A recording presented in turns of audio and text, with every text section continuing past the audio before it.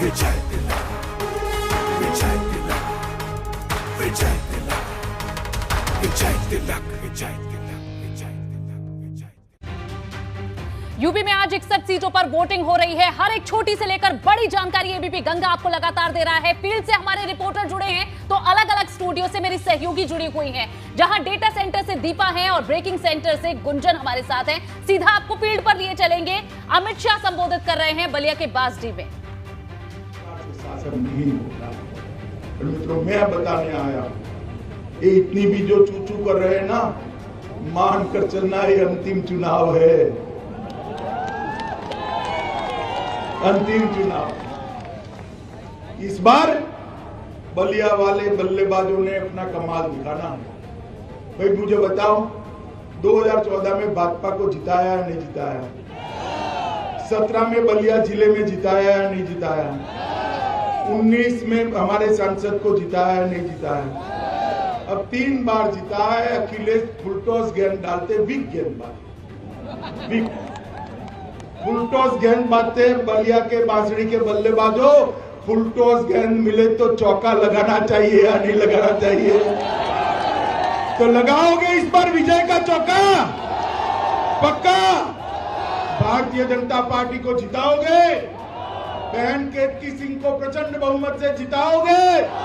कमल के निशान पर बटन दबाओगे? योगी जी को मुख्यमंत्री बनाओगे? मोदी जी के हाथ मजबूत करोगे? तो मेरे साथ दोनों हाथ उठाओ, उठाइए दोनों हाथ, विजय के संकल्प की मुट्ठी बींचिए और प्रचंड आवाज से बोलिए, भारत माता की, भारत माता की, भारत माता की। तो गृह मंत्री अमित शाह को आप सुन रहे थे। बलिया से 3 मार्च को यहां पर चुनाव है। 7 सीटों पर चुनाव होना है। इधर रुक करेंगे। अब इस वक्त कुशीनगर का अखिलेश यादव पहुंच रहे हैं। यहां भी 3 मार्च को वोटिंग होनी है। ये दुनिया की सबसे बड़ी पार्टी है, लेकिन डबल इंजन का कार्यकाल और इनका काम देख करके और इनके भाषण सुन के ये महसूस होता है कि दुनिया में सबसे झूठी पार्टी अगर कोई है तो भारतीय जनता पार्टी। बताओ ये झूठी पार्टी है कि नहीं है? और याद कीजिए 2017 जिस समय इन्होंने नोटबंदी की थी और नोटबंदी करके ये कहा कि नोटबंदी के बाद भ्रष्टाचार खत्म हो जाएगा, काला धन वापस आ जाएगा।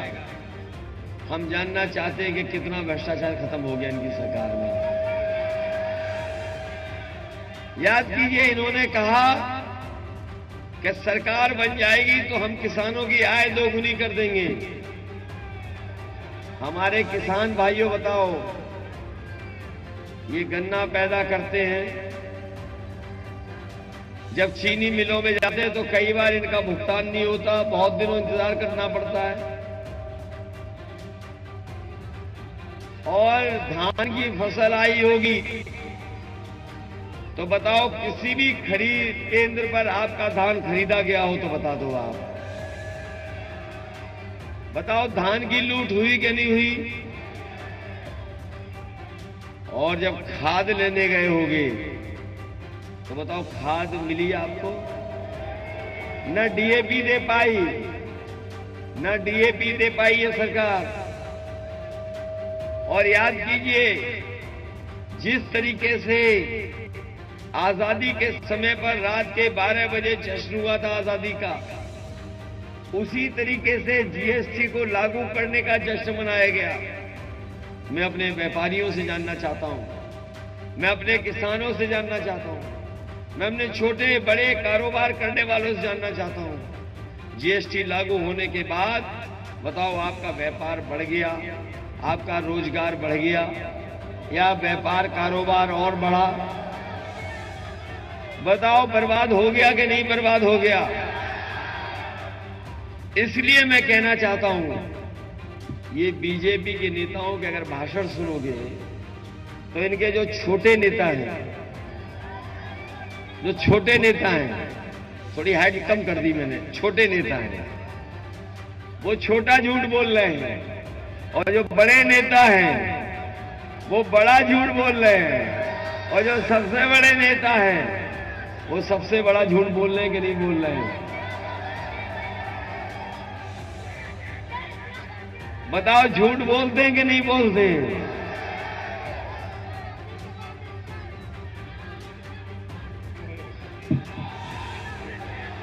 अभी वहां भी आएंगे। ये लगातार झूठ बोल रहे हैं। और याद कीजिए, इन्होंने एक बात कहा कि जो हमारे गरीब हवाई चप्पल में चलते उनको हवाई जहाज में बैठाएंगे, और आज देखो डीजल पेट्रोल कितना महंगा हो गया, हमारे गरीब की गाड़ी नहीं चल सकती, इन नौजवानों की मोटरसाइकिल नहीं चल सकती। ये गरीब की जेब से पैसा निकाल करके अमीरों की रोजी भरने का काम कर रहे हैं। बताओ, इन्होंने बड़े बड़े कारखाने बेच दिए कि नहीं बेच दिए?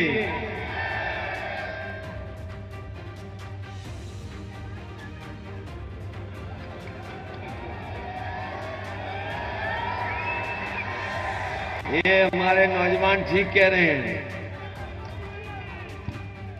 जब हम लोग कोई जमीन खरीदते हैं तो हम लोग मौके पे देखने जाते हैं, और कुछ अगर और कोई चीज खरीदनी है तो देखने जाते हैं। अभी आपने देखा होगा कुशीनगर का एयरपोर्ट कुछ लोग देखने आए थे। ये वो लोग हैं जिन्होंने सरकारी हवाई जहाज बेच दिए, और हवाई जहाज जहां खड़े होते हैं हवाई अड्डे बेच दिए, पानी का जहाज बेच दिया, पानी के जहाज जहां खड़े होते थे बंदरगाह बेच दिया, रेलगाड़ियां बेच दी। और आप जानकारी कर लेना, रेलवे स्टेशन के आसपास जितनी भी कीमती जमीन थी सब भारतीय जनता पार्टी ने बेचने का काम किया, और स्टेशन बेच रहे हैं। और ये इसलिए बेच रहे हैं नौजवान साथियों, वो पुरानी कहावत आपने सुनी होगी, न रहेगा बांस न बजेगी बांसुरी। जब सब बिक जाएगा तो बताओ नौकरी और रोजगार कहां मिलेगा?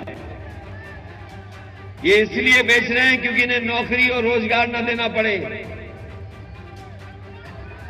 बताओ हमारे नौजवान साथियों, 5 साल में कितने लोगों को नौकरी मिली है? लेकिन इनके विज्ञापन तो कह रहे हैं कि इन्होंने नौकरी दे दी। दिल्ली और बंबई में बड़े बड़े विज्ञापन लगे कि नौकरी दे दी, लाखों लाख। नौजवानों, कहां नौकरी है? 5 साल इंतजार किया, 5 साल और तो इंतजार नहीं करोगे। और इनके नेताओं के भाषण सुनोगे आप। एक नेता जब से लैपटॉप के लिए कहा है उन्होंने, हम सब लोग लोटपोट हो जाते हैं। उन्होंने कहा कि जो बड़े वाले नेता हैं, उन्होंने कहा कि इंटर पास करने के बाद जो 12वां करेगा उसे लैपटॉप देंगे। अरे शुक्र है उन्होंने ये नहीं कहा कि 12वां करने के बाद जो 10वां में पढ़ने जाएगा उसे लैपटॉप देंगे। बताओ, जनता लोटपोट हो रही है जब से लैपटॉप की बात कही है। ये नौजवानों, हमारे बाबा मुख्यमंत्री ने बहुत लैपटॉप बांटे लखनऊ में। किसी को मिले आप पैसे तो बताओ हमें। और ये स्मार्टफोन जो दिखाई दे रहा है आपके हाथ में, कहीं बाबा मुख्यमंत्री का तो दिया हुआ नहीं है। और वो देते भी क्यों आपको, जब वो लैपटॉप खुद ही नहीं चलाना जानते। और अभी तक तो मैं ये सोचता था कि लैपटॉप नहीं चला पाते हैं। अभी कुछ दिन पहले आपने एक तस्वीर देखी होगी जहां बाबा मुख्यमंत्री खुद पूरब देख रहे हैं और जनता पश्चिम देख रही है। तब पता लगा कि इन्हें स्मार्टफोन भी चलाना नहीं आता। नौजवानों में इसलिए कह रहा हूं कि आज के समय पर अगर इंटरनेट, लैपटॉप, कंप्यूटर को नहीं जानते हो तो आने वाली पीढ़ी के भविष्य को बेहतर कैसे करोगे। इसलिए समाजवादी साथी और समाजवादी पार्टी ने तय किया है कि जब समाजवादी सरकार बनेगी तो हमें चाहे नए तरीके से पॉलिटेक्निक में, आईटीआई में, स्कूल और कॉलेज में उन कोर्सेज को बढ़ाना पड़े जिससे कि आईटी के क्षेत्र में नौजवानों को नौकरी मिल सके, रोजगार मिल सके। इसलिए समाजवादी पार्टी ने अपने घोषणा पत्र में लिखा है कि आईटी के क्षेत्र में नौजवानों को अच्छी ट्रेनिंग दे करके 22 लाख रोजगार देने का काम समाजवादी लोग करेंगे। इधर बाबा मुख्यमंत्री जहां जा रहे हैं वहां कह रहे हैं कि हम 12 बजे सो के उठते हैं। जहां जा रहे हैं बाबा मुख्यमंत्री वो कह रहे हैं कि हम 12 बजे सो के उठते हैं। और जब से उन्होंने 12 बजे सो के उठने की बात की है, हम भी आजकल उनके घर पे नजर रखे हुए हैं। और जो लोग जानते होंगे, ये जानते होंगे कि हमारा घर उनका घर एक ही बाउंड्री है बीच में। तो आजकल रात में हमें कभी कभी धुआं उड़ता हुआ नजर आता है।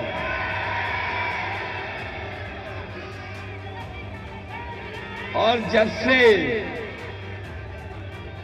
जब से चौथे चरण का वोट पड़ा है वो रात में उठ जाते हैं और फिर मांगने लगते हैं। नींद नहीं आ रही उन्हें। और अभी कुछ दिन पहले मैंने उताई वालों को जाते हुए देखा मुख्यमंत्री आवास। तो मैंने रोक के पूछवाया कि कहां जा रहे हो। तो वो बोले कि हम उताई करने जा रहे हैं, जो धुएं के काले धब्बे लग रहे हैं उनको पूछने जा रहे हैं। बताओ बाबा जी जा रहे हैं कि नहीं जा रहे हैं? लौट के आ रहे हैं कि नहीं आ रहे हैं? और जब वहां से लखनऊ से गोरखपुर की टिकट बुक कर ली, ये पता लग गया होगा। और हम परिवार वाले लोग हैं, जितने यहां खड़े हो बैठे हैं ज्यादातर परिवार वाले लोग हैं। हम उन्हें एक सलाह देना चाहते हैं कि परिवार वाले लोग जब अपने घर जाते हैं परिवार में तो कुछ न कुछ सामान लेकर के जाते हैं। अपने बच्चों के लिए मिठाई या कुछ खिलौना लेके जाते हैं। इसलिए हम परिवार वाले उन्हें सलाह देना चाहते हैं कि जब वो गोरखपुर आए तो अपने गुल्लू के लिए बिस्कुट जरूर लेते आए।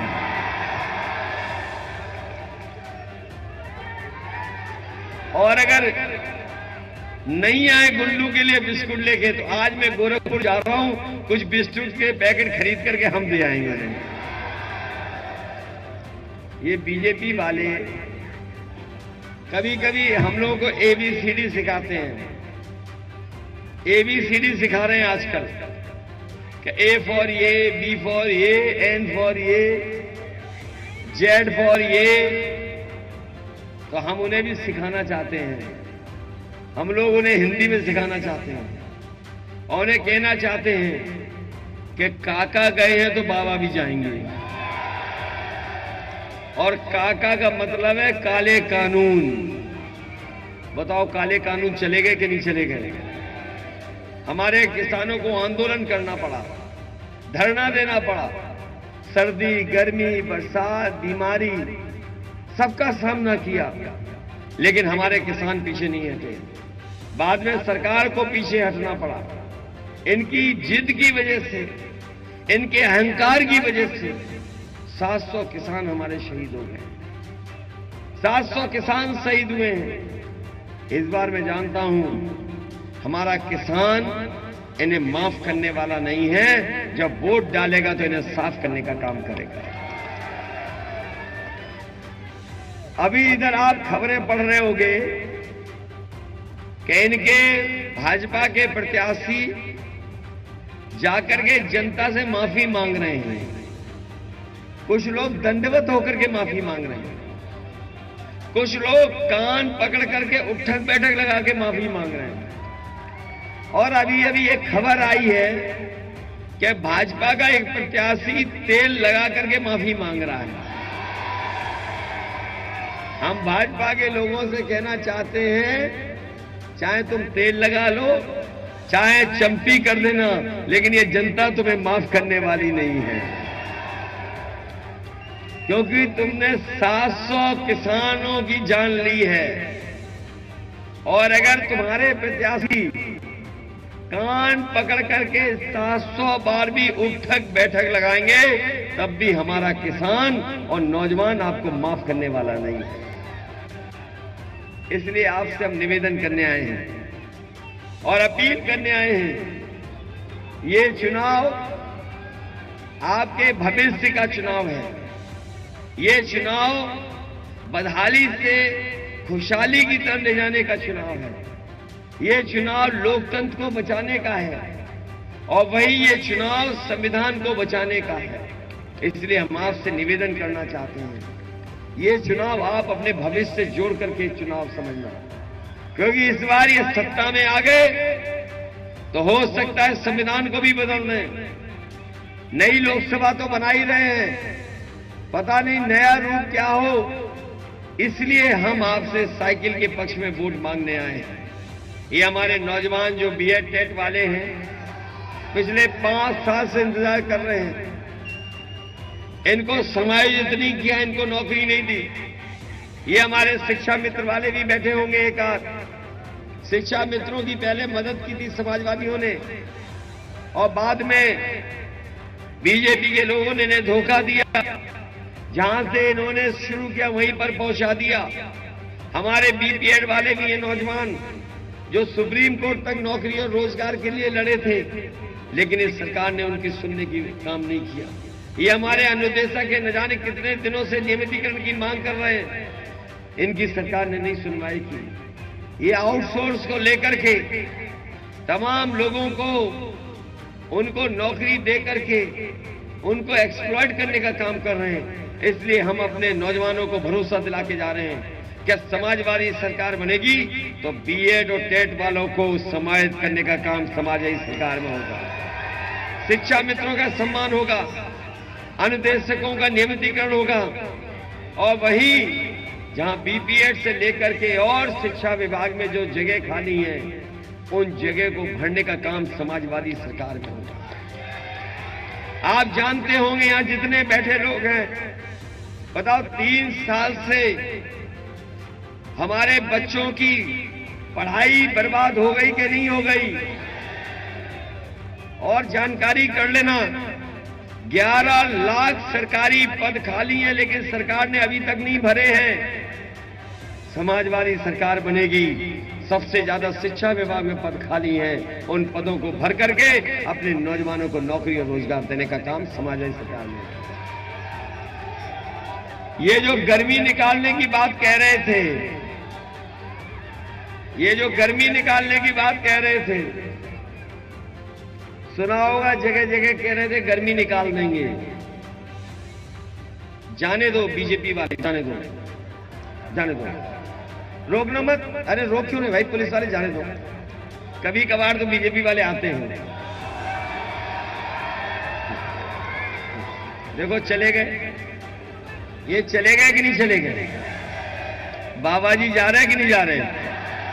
वो गाना तो सुना होगा यूपी में, काबा बाय बाय बाबा बा, होने वाला है बाबा जी का बाय बाय के नहीं। इसलिए हम आपसे कहना चाहते हैं, जो कह रहे थे गर्मी निकाल देंगे, मैं अपने नौजवानों से कह के जा रहा हूं, पिछले 3 साल से फौज में भर्ती नहीं हुई है। कई लोगों की आयु बढ़ गई, उम्र बढ़ गई। अगर हमें सरकार में आने के बाद भर्ती निकालनी पड़ी तो फौज की भर्ती भी निकलवाएंगे और अपने नौजवानों को आयु जो है उम्र की सीमा को भी बढ़ाने का काम करेंगे। चाहे हमें पुलिस में नौकरी निकालनी पड़े, पुलिस में भी बहुत जगह खाली है, उनको भी भर करके अपने नौजवानों को वर्दी पहनाने का काम भी समाजवादी सरकार में होगा। इसलिए आपसे मैं अपील करना चाहता हूं, ये गर्मी निकालने वालों की भाप निकाल दोगे कि नहीं निकाल दोगे? हम लोग भर्ती निकालेंगे, आप लोग वोट डाल करके इनकी भाप निकाल देना। निकालोगे कि नहीं निकालोगे? इसलिए आपसे विशेष अपील कर करके, हमारे तीनों प्रत्याशी हैं, दो तो हमारे समाजवादी पार्टी के हैं जिनका चुनाव चिन्ह साइकिल है। साइकिल को भूल तो नहीं जाओगे? और मुझे याद है कि जब एम्स का शिलान्यास हुआ था, जो गोरखपुर में एम्स बना है, ये समाजवादी सरकार की देन है। और आपके मंत्री राजेश श्याम जी बैठे हैं यहां पर। मैं नहीं गया था, लेकिन मैंने मंत्री राजेश श्याम जी को भेजा था, कहा था कि जब शिलान्यास हो तो आप रहना, कम से कम लोग जाने कि आपकी समाजवादी सरकार की वजह से ये एम्स बन रहा है। और वो मंत्री थे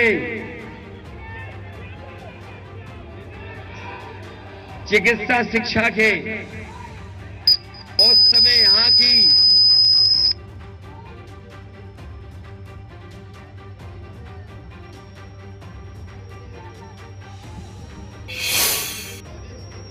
कुशीनगर की 5 सीटों पर विधानसभा चुनावों के लिए प्रचार अपने प्रत्याशियों के पक्ष में अखिलेश यादव कर रहे हैं और 3 मार्च को ही यहां पर वोटिंग होनी है, जिसके लिए पहुंची हुई हैं तमाम पार्टियां। 3 मार्च को जितनी भी सीटों पर चुनाव होने हैं उसका प्रचार कर रही हैं, बीजेपी से लेकर समाजवादी पार्टी और अन्य पार्टियां। लेकिन सभी तस्वीरें मतदान की भी आपको लगातार एबीपी गंगा सुबह 6 बजे से दिखा रहा है, शाम 6 बजे तक वोटिंग होनी है। वोट जरूर डालें और लगातार आंकड़े भी आपको दिखा रहे हैं कौन सी महत्वपूर्ण सीटें हैं, और साथ ही सेल्फी लें। जब वोट डालेंगे तो सेल्फी लीजिएगा, भेजिएगा अपनी फोटो और यहां पर जरूर वो दिखाई जाएगी।